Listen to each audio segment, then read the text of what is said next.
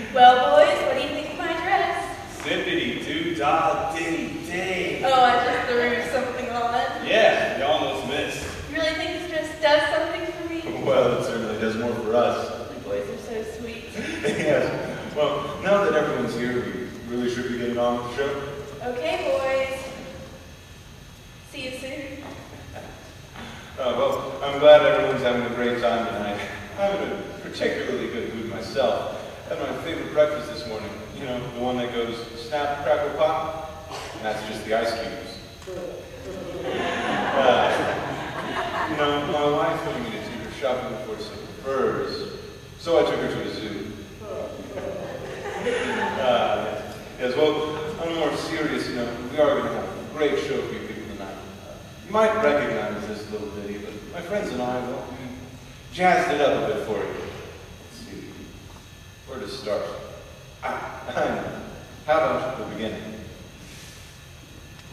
Jacob Marley was dead from the beginning. There's no doubt in the world about that. Yes, sir. Jacob Marley was as dead as a doornail. Well, that's not to say I know it's especially dead about a doornail.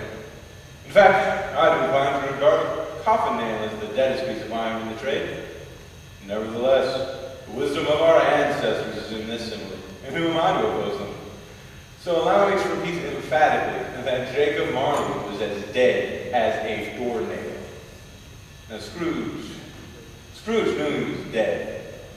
He was Marley's sole administrator, sole executor, sole friend, and sole mourner.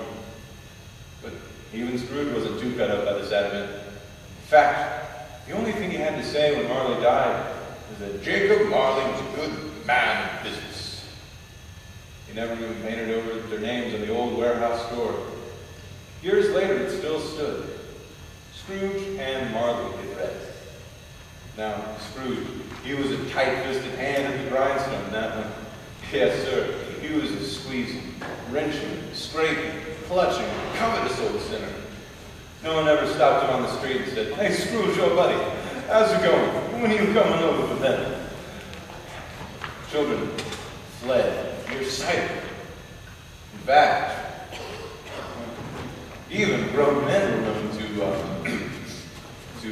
cower in his shadow. Oh, pardon me, sir. But what did Scrooge care what other people thought? It's the very thing he liked. Cling to the edge of busy sidewalks, praying that all society keep its distance.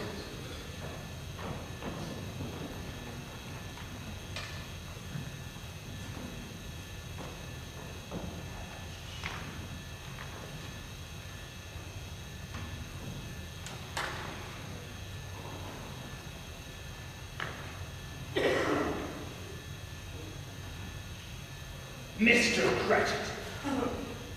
Mr. Scrooge, what have I told you about wasting the firewood? See, I was just so cold, sir. Then think warm thoughts. Yes, sir. Sorry, sir. Fool! No thrifty businessmen can afford firewood this time of year. And so our story began. Ebenezer Scrooge, on Christmas Eve of all nights of the year, sat in his cold, dark, lonely, lone establishment. See, Scrooge was a bit of a loan shark. Liked to keep track of every penny spent by his employees.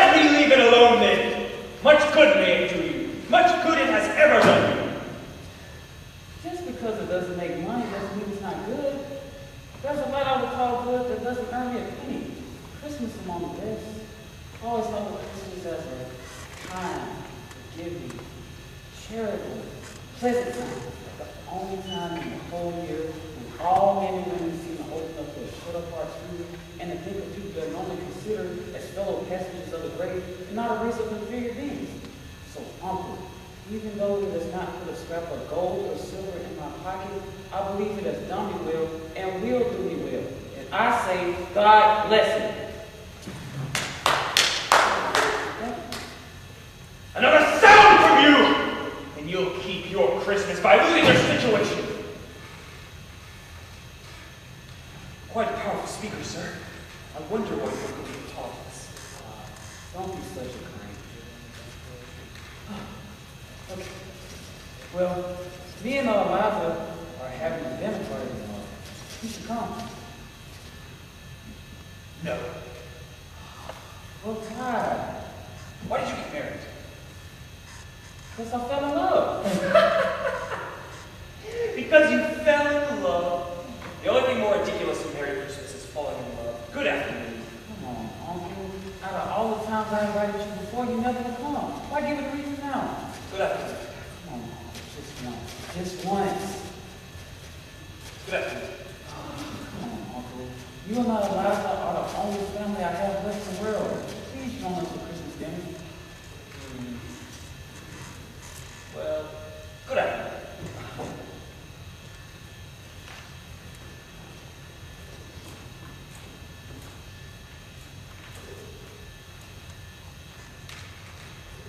I don't know what I ever did to make you so cold, but I come to you in the spirit of Christmas, and I say, God bless you. And I say, good afternoon. And Merry Christmas. Good afternoon. And Happy New Year. Good afternoon! Merry Christmas, Mr. Cratchit. And a Merry Christmas to you, sir. There's another fool! My clerk who's raising a family on a minimum wage salary, talking about a Merry Christmas. Ridiculous. Scrooge and Marley's, I believe. Do I have the pleasure of addressing Mr. Scrooge or Mr. Marley? Mr. Marley has been dead these past 7 years. He died 7 years ago this very night. Well, we have no doubt his liberality is well represented by his surviving partner.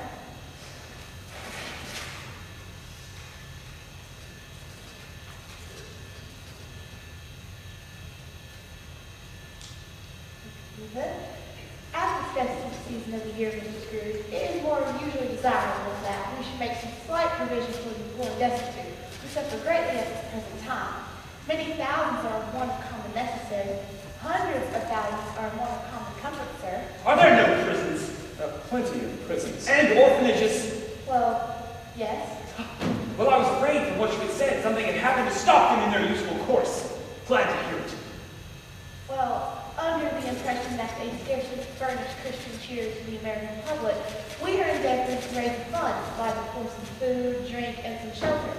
We choose this time because it is a time of all others where one is keenly felt and abundance rejoices. So, what shall we put you down for? Nothing. You wish to remain anonymous. Since you ask, I wish to be left alone. I don't make myself merry at Christmas, and I can't afford to make idle people merry. I pay my taxes to support the establishments I have already mentioned. They cost enough. Those who are wanting must go there. Well, many can't go there, and many would rather die. Well, if they'd rather die, then they'd better do it, as to decrease the surplus population. Good afternoon.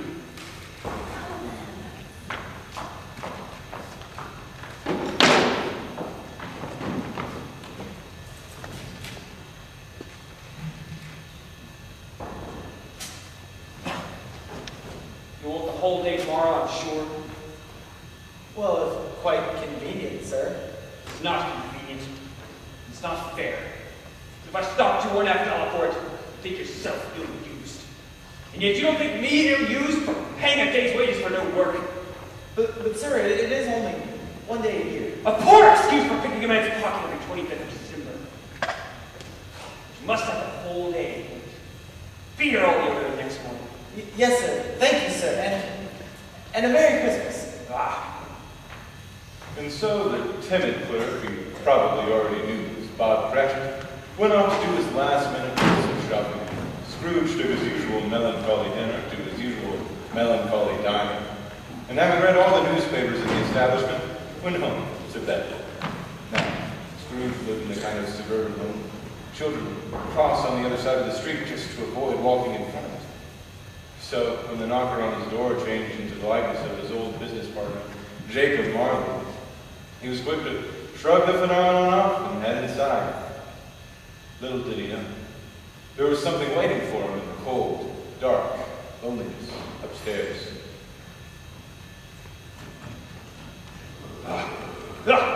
Still, humbug, I wouldn't believe it.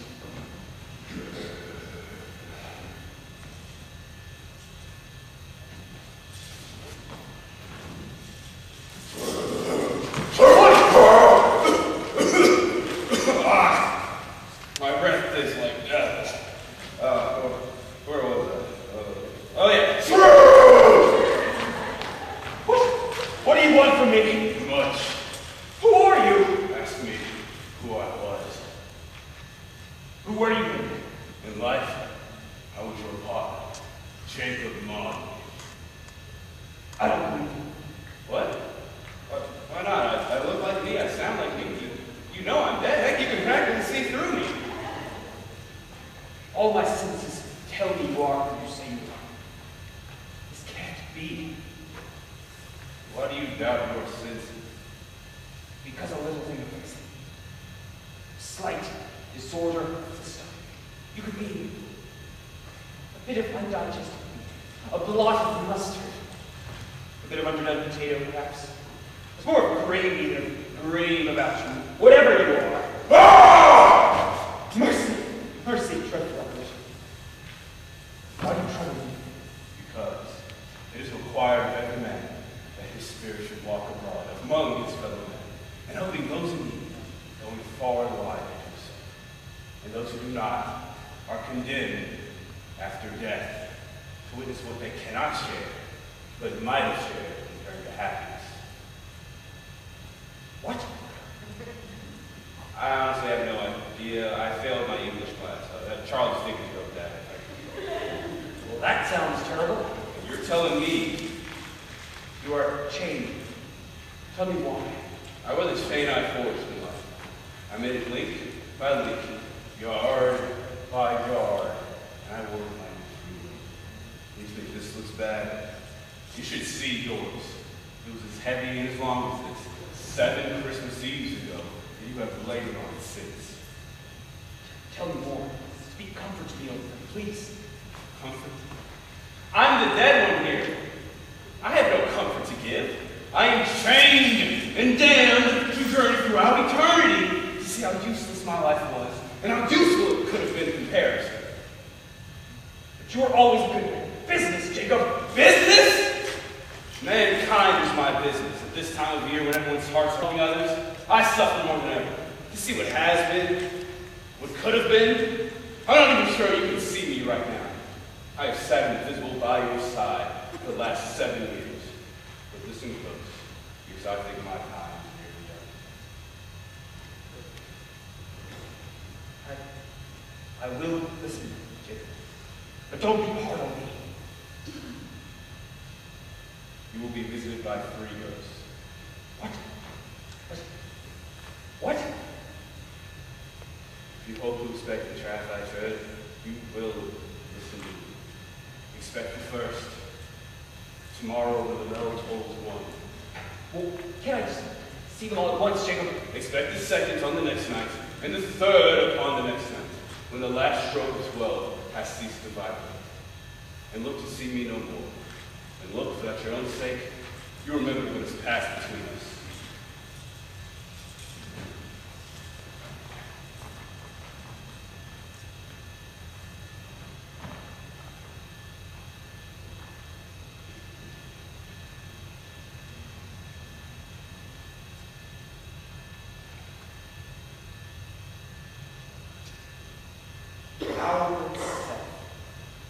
Nothing more. Bah!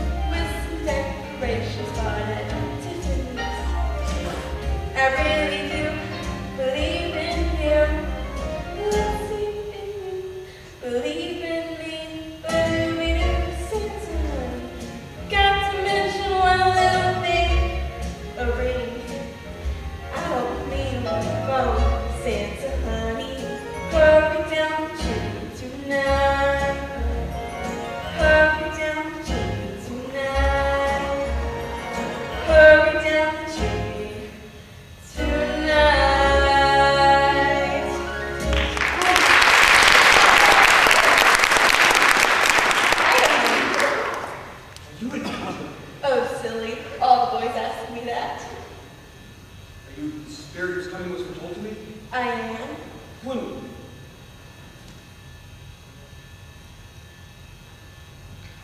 What are you? I am the ghost of Christmas past, but you can call me Marilyn. That was my name after all. What brings you? Welfare, of course. I think a good night's sleep would be what's best for my welfare. Your redemption, then. Come on, honey. Rise and walk with me. Spirit? It's Marilyn. Marilyn, where are you taking me? To your past, of course. I suppose you were too young to remember your first Christmas, but what about when you were a child? December 25th.